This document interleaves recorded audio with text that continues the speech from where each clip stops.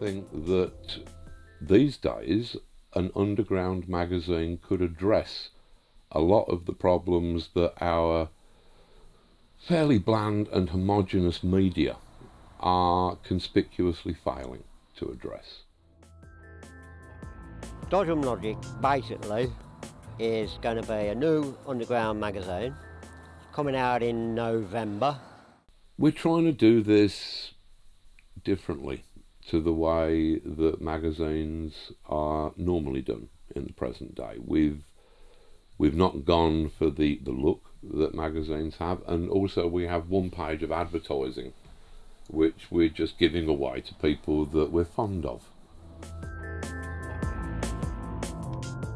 I'm the sinister genius behind the operation. I kind of sit here and stroke my white cat and, plunge people into the piranha pit or whatever, the stuff that I enjoy.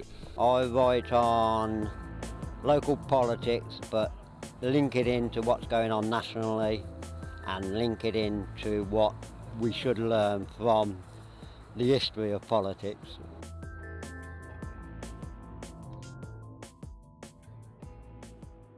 There's a couple of points of origin for the magazine. One of them would have been that I'd been working with the people down at Casper in Spring Burrows. Perhaps ill-advisedly, I suggested an innocent little piece. It was a little 400-word article, a bit more punchy. It was rejected, well-intentioned, critical of the council.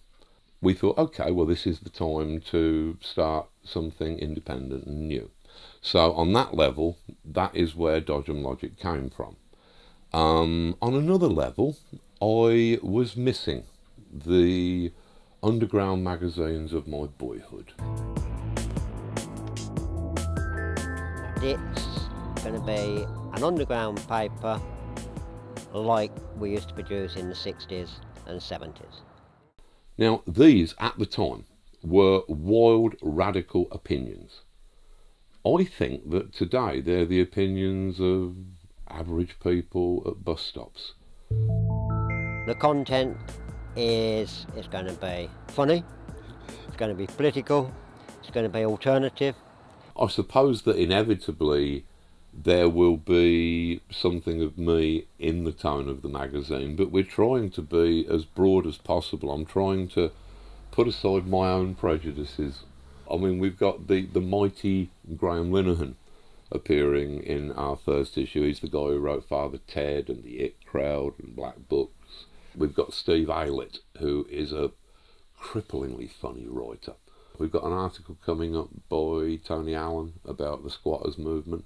We've got an article in the first issue by Dave Hamilton of the Self-Sufficient-ish Bible on how to live without money. Things that are relevant in Northampton are fairly relevant throughout the rest of the country, throughout the rest of the Western world. We've got the 8-page insert in the centre, Notes from NoHo, which is the purely local material. On top of all that, we want to have fun. So we've got Dayglow on the front cover, we've got lots of unfathomable comic strips by old pals of mine and sort of some new pals as well.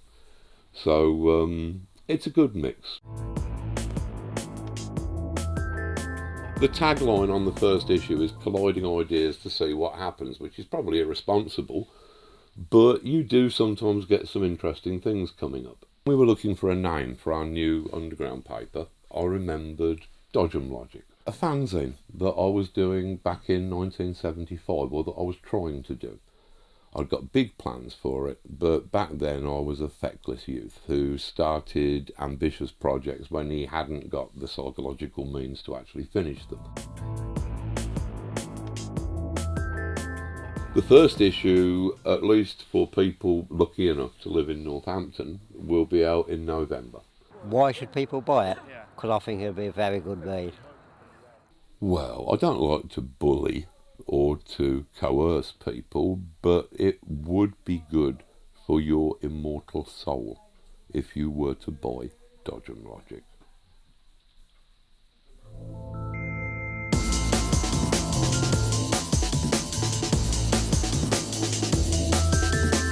We haven't got a clue what we're doing. That's the secret of our success.